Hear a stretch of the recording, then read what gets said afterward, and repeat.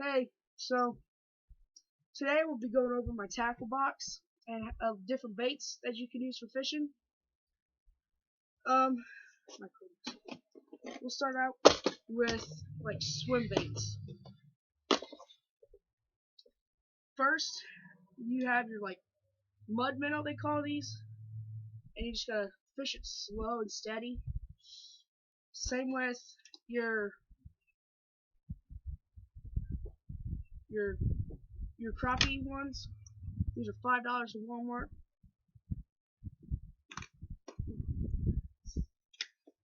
And you got your tubes.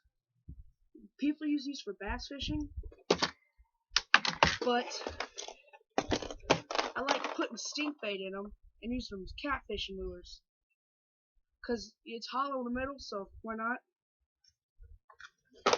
And then you have your trailers for like spinner baits, buzz baits, jigs, chatterbaits. And the trailer is just what you put on the hook so it like blends it in a little bit.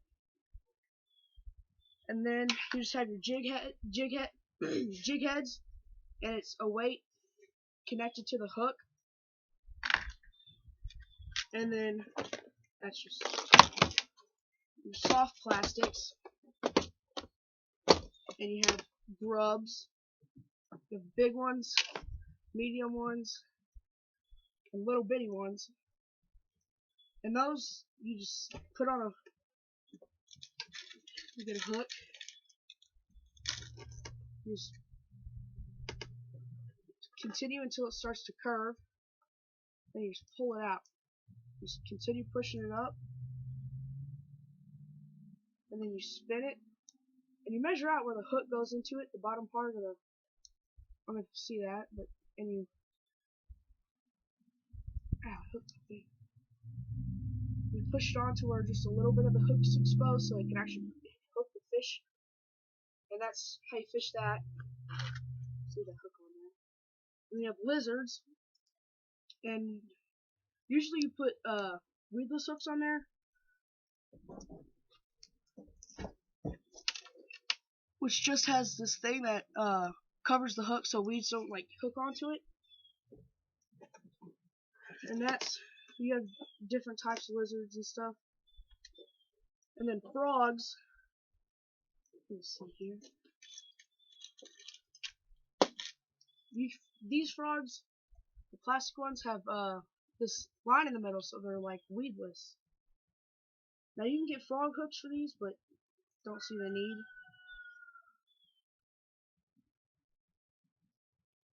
And you just hook that up here.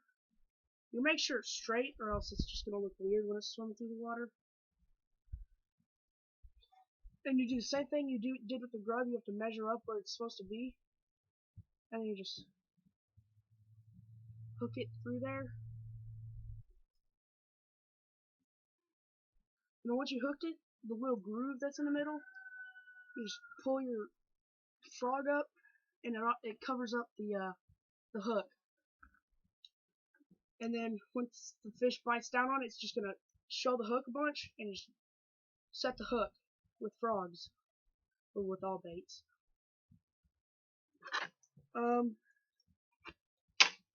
then you have just your 7-inch worms. You have different size worms that you can buy. But the red worms, the fish think that they're injured, the blood, so they go after the injured worms and stuff because it's easier. And then they like red, so I have a whole thing of red ones. And then on this part, I just have my random worms. You know, you have paddle tail worms, twirl tail worms. Try to get a paddle tail. The paddle tail just has a flat part on it, so it like paddles into the water. It's kind of like a swim bait, I guess. And then you just have your different size hooks, all different random size hooks. There's that. And then up here you have your crankbaits. You know, I don't really know what these are for. These are for like winter time. I don't know if you know. So it gets the fish's attention,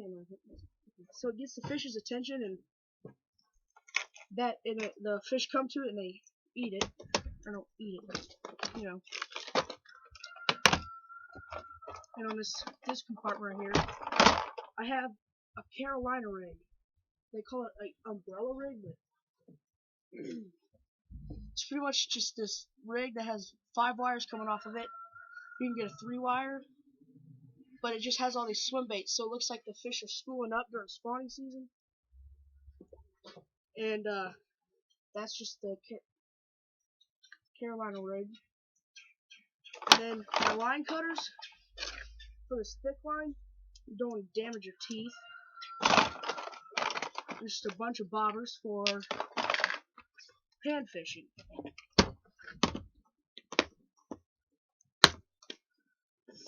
Now, in pan fishing, you get these little tubes.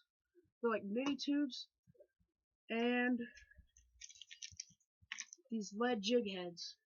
And you do the same thing that you did with the grubs, except for this time you just go all the way through it, because it's hollow, so it's really easy to do it.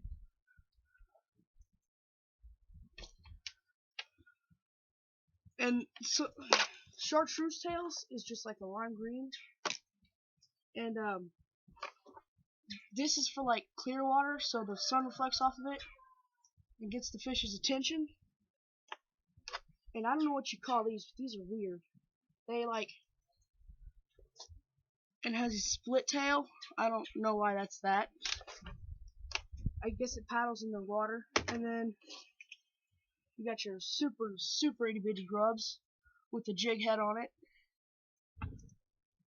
And that's just for pan fishing too.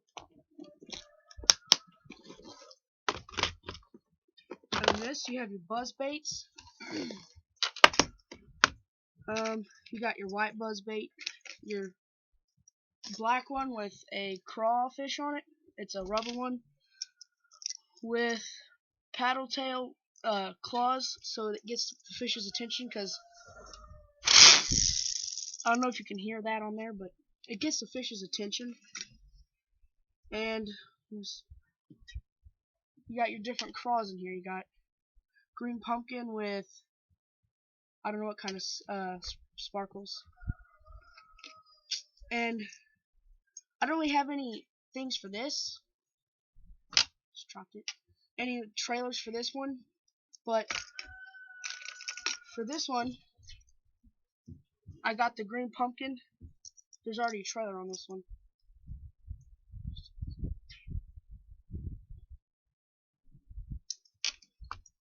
And this, I don't know how well you can see this.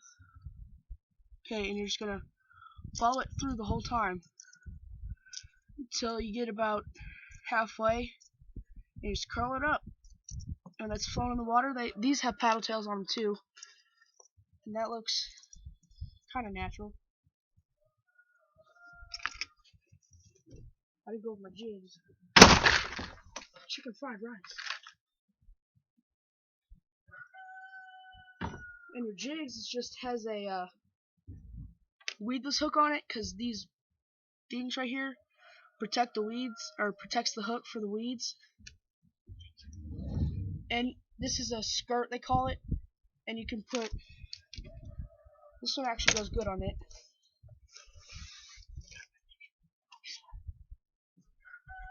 And this actually does go good on it.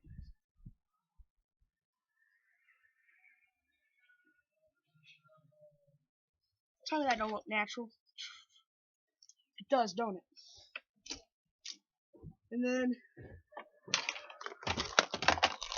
I have a box of weights for when I pan fish. You got the split shot, which you can just like pinch it open and pinch it closed. And then they call these bullet weights, because they look like a bullet, and use those for Texas rigging. And I just dropped it.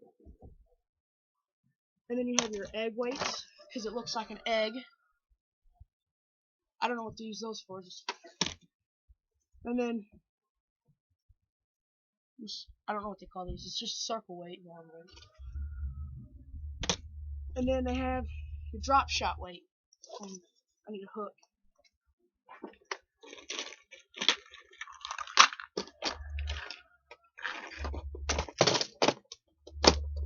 What they do with these is you get a, I don't know if I have one. Well, you get a Senko, which is just a really thick, soft plastic. Then you put that on first, and then you hook the Senko to it, and then it just drops down there. But you have to wacky rig the Senko. It's just you hook it in the middle and like bounce it there so it's flopping. It's really cool. And that's it. Oh yeah, never mind, it's not it. You got your fishing poles. This is an ultralight pole with the spin reel. So it's for pan fishing. You got your pan fishing lure on there.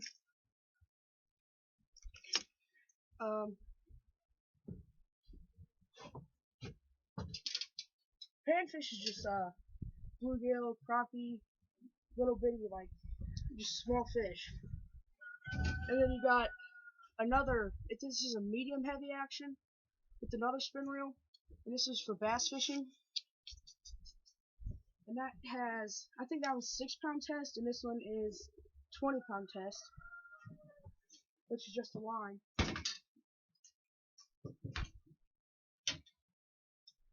And this is the catfishing pole. This is a heavy action rod. It's really thick. And this is 40-pound test. I don't know if you can show up on camera. Oops, sorry. Yeah, that's a 40-pound test. And you can hook up your teardrops to it and just fill it with catfish bait or your tubes like I do. And that's that. Oh, wait. Yeah, that's that. Well, see you later in class.